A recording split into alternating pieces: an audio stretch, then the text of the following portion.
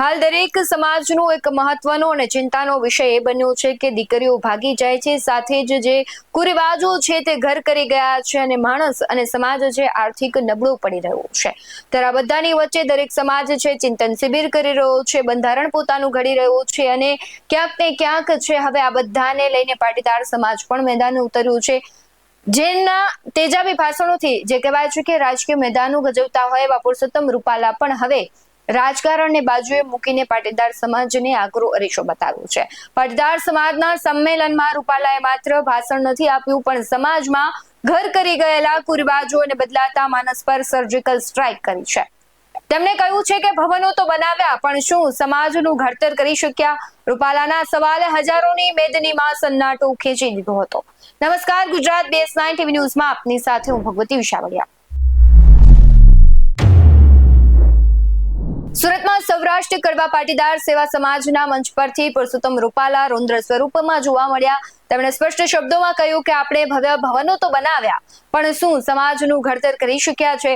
રૂપાલાએ સવાલ ઉઠાવ્યો કે શું આપણું કોઈ બંધારણ છે? શું આપણે કોઈ નીતિ નિયમથી ચાલવું જોઈએ કે કેમ? રૂપાલાએ સમાજોના ઉદાહરણ આપીને પાટીદાર સમાજના રીશો બતાવ્યો। તેમણે કહ્યું કે બીજા સમાજોએ સોનાના દાગીના ન આપવા કે સમૂહ લગ્ન કરવા જેવી ક્રાંતિકારી છે તે નિર્ણયો લીધા છે, જ્યારે આપણે હજુ જમણવાર અને દેખાડામાં જ અટવાયેલા છીએ।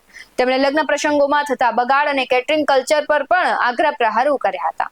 માત્ર રૂપાલા જ નહીં, પરંતુ ઉમિયાધામના સિત્સરના પૂર્વ પ્રમુખ જરામભાઈ વાંસજાડિયાએ પણ સમાજની નબળી કડીઓ પર પ્રહાર કર્યા હતા। તેમણે પણ કહ્યું કે પહેલા મોઢું જોયા વગર લગ્ન થતા તો 55 વર્ષ સુધી વાંધો નહોતો આવતો, અને આજે 8-10 વાર જોયા પછી પણ મહિનામાં જ છૂટાછેડા થઈ જાય છે ને 4-4 દિવસ સુધી લગ્નની પાર્ટીઓ ચાલે છે અને પાર્ટી પ્લોટમાં ખોટા ખર્ચા કરવામાં આવે છે અને તેમણે સમાજ માટે આ મોટું નુકસાન ગણાવ્યું છે। શું કહી રહ્યા છે રૂપાલા? સૌથી પહેલા તેના પર નજર કરીએ છે કે આપણે ભવનો બનાવવાના છે, સાથે સાથે સમાજનું પણ ઘડતર કરવાની જરૂર છે। હવે આપણે સમાજમાં કોઈ નિયમો રાખ્યા છે, આપણું કોઈ બંધારણ છે, આપણે કોઈ નીતિ નિયમ પ્રમાણે હાલવું છે કે આપણે સમાજના નામે ભેગું થવાની છઈયો અને પછી ઘેરે વારો આવે તો આપણી મેળે છઈયો? એમાં હવે ખૂબ ગંભીરતાથી વિચારવાની આવશ્યકતા છે ને અન્ય સમાજો આપણી કરતા આગળ થઈ ગયા છે। 5-25 વર્ષ પહેલા એવો સમય હતો કે આપણો સમાજ નિર્ણય કરતો અને બીજો સમાજ એને ફોલો કરતો। આજે બીજા સમાજોએ નિર્ણય કરી નાખ્યા ને આપણે તો હજી વિચારણા નથી શરૂ કરી। આ ખૂબ ગંભીર મુદ્દો છે, એમાં આપણે વિચારવાની આવશ્યકતા છે। કેટલાય સમાજે નિર્ણય કર્યા।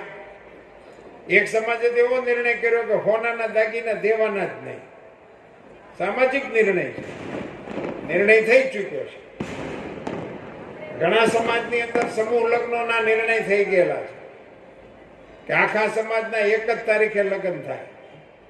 કચ્છ આહિર સમાજ એની એક જ તારીખ, એ તારીખે જ બધાના લગ્ન થાય। આપણા સમાજે આવું કઈ વિચારવાની આવશ્યકતા છે? અને એટલું લગ્ન પૂરતું જ નહીં, બીજા ખૂબ આપણા વ્યવહારો જાત ભાતના વધી ગયા છે। એમાંથી જો આપણે સામાજિક બંધારણની કોઈ અસર નહીં આપીએ તો આ ભવનો એ સગવડતા આપણી વધારશે, પણ સામાજિક પોત જે આપણું હતું એ પોત ઘસાતું જાય છે।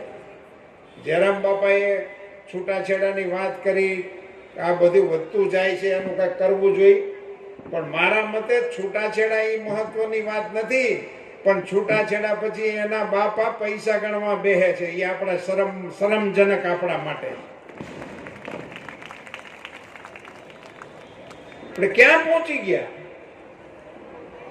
આપણા સમાજમાં દીકરીના પૈસાની દેતી લેતીના વિષયો હાલે કડવા પટેલ સમાજની અંદર। માની સામે તમે એમ બોલો કે અમે માના ઉપાસકો છીએ ને માં મંદિર વાળી જ છે એવું નહીં, માં ઘર વાળી છે। ઘરની અંદર જે બેઠી છે ને એને રાજી રાખવાની આવશ્યકતા। રૂપાલાનો સુરતનો આ કાર્યક્રમ માત્ર એક સંમેલન બનીને ન રહ્યો, પણ પાટીદાર સમાજ માટે આત્મચિંતનની શિબિર બની ગયો। બટેંગે તો કટેંગેના સૂત્રને ઘર અને કુટુંબ સુધી લઈ જવાની વાત કરીને રૂપાલાએ નવી પેઢીના ઘડતરમાં વડીલોની નિષ્ફળતાને પણ આડે હાથ લીધી. હવે જોવાનું રહેશે કે રૂપાલાએ વાવેલા વિચારોના બીજ સમાજમાં ક્યારે ને કેવું પરિવર્તન લાવે છે. આ કોઈ એક સમાજનો પ્રશ્ન નથી. દરેક સમાજમાં વાકુરી બાજુ ને બધું જ વધી રહ્યું છે.